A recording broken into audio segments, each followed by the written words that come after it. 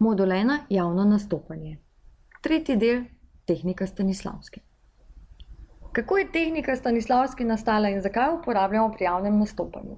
Vse se je začelo s Konstantinom Sergejevičem Stanislavskim. To je bil ruski gledališki režiser, ki mu ni bilo všeč, da igralci uporabljajo določene poze za izražanje počutja. Zato je igralcem rekel, naj se vživijo v pretekle resnične izkušnje, da bi bili pri svoji igri bolj pristni.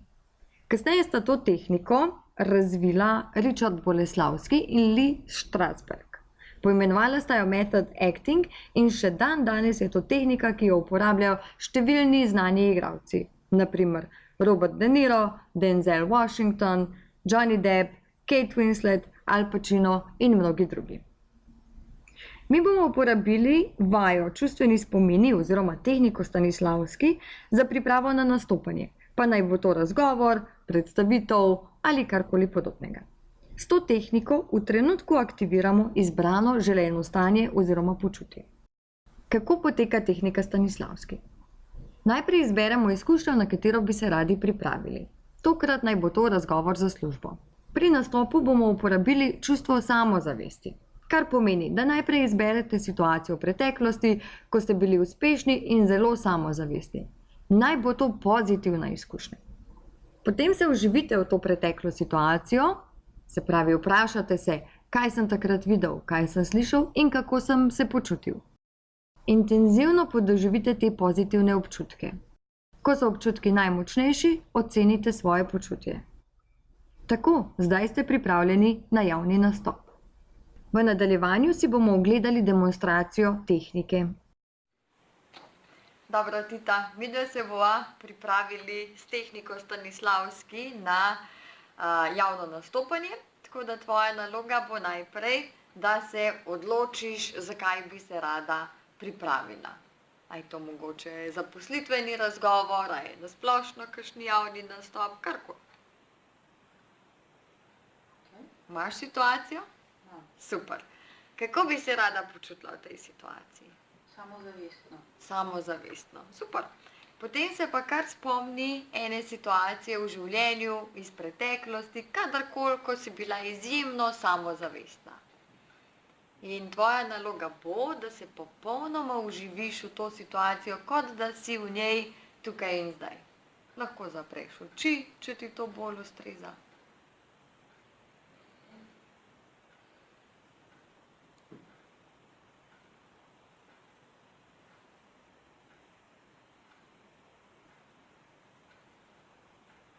Ni čisto jasna, mora biti čisto jasna situacija.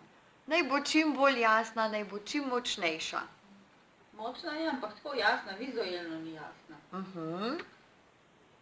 Pomembno je predvsem čustveno stanje. Tako da, čeprav mogoče zate ni vizualno jasna predstava, je pomemben samo občutek. Aha, ok, to pa je.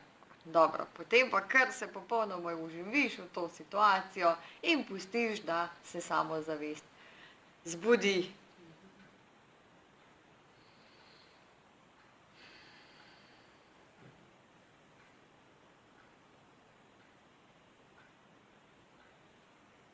Dobro.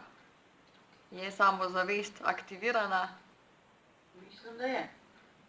Če pogledamo Titino telesno držo, je zelo jasna sprememba na začetku in zdaj, ko je aktivirala stanje samozavesti, nam lahko poveš recimo en kratek uvod v situacijo, na katero si se želela pripraviti.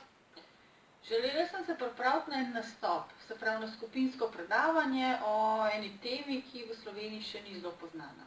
Super, bravo. Ok, zdaj bova šle pa naprej, pa narediva isto zadevo, samo da boš tokrat uporabila čustvo humorja. Se pravi, neka situacija, ko si se zelo zabavala, ko je bilo zelo smešno, samo da vidimo, kakšna je razlika med samozavestjo in humorjem. A pa jaz tudi javno nastopam v tej situaciji? Tako. Lahko kar za isto situacijo, ki si jo že izbrala.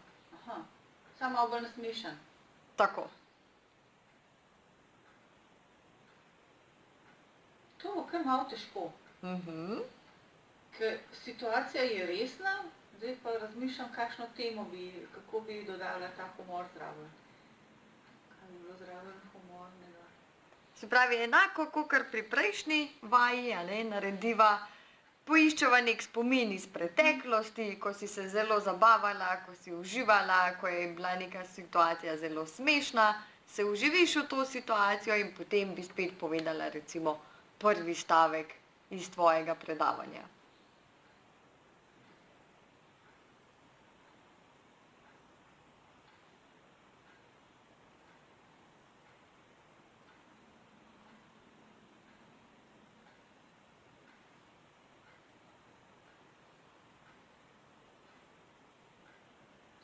Okej, no.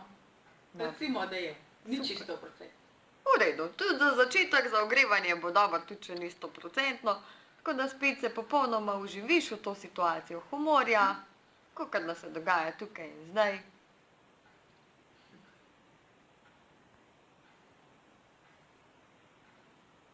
Okej, Si? ja. Ok, in če bi zdaj recimo povedala prvi stavek iz tvojega predavanja s tem stanjem humorja.